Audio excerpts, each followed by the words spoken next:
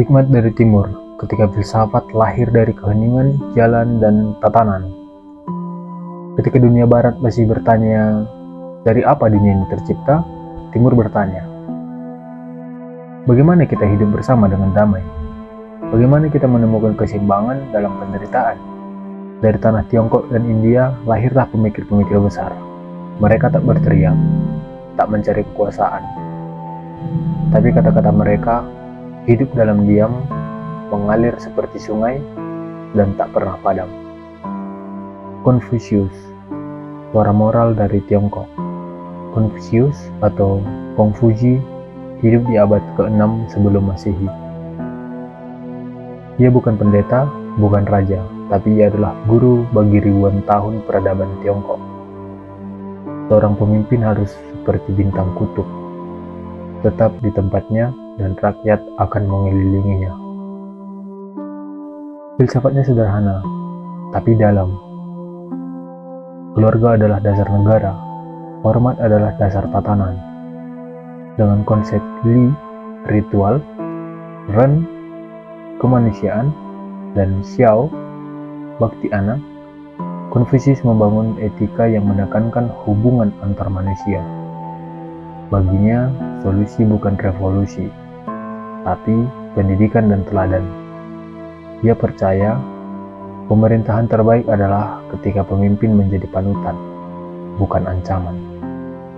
Laozi, keheningan yang menyusun semesta. Hampir sejaman dengan Confucius, namun sangat berbeda. Laozi, sang pendiri Taoisme, memilih jalan sunyi. Ia tak ingin mengatur dunia, ia hanya ingin dunia mengalir apa adanya. Jalan yang dapat dijelaskan bukanlah jalan yang sejati. Dao mengalir seperti air. Ia memberi hidup tanpa memaksa. Melalui kitab Dao De Jing, Laozi mengajarkan jangan melawan alam, jangan mengejar ambisi, jangan memaksakan kehendak. Baginya, kekuatan sejati adalah ketika kita tidak melawan. Menang tanpa bertarung, memimpin tanpa memerintah. Itulah Dao, Buddha Gautama, pencerahan dari dalam diri. Di tanah India sekitar abad ke-6 sebelum Masehi, lahirlah seorang pangeran yang memilih meninggalkan istana demi mencari kebebasan dari penderitaan. Ia dikenal dunia sebagai Buddha Gautama, dan ajarannya bukan tentang Tuhan, tapi tentang manusia dan jalan keluar dari deritanya. Hidup adalah duka, penderitaan.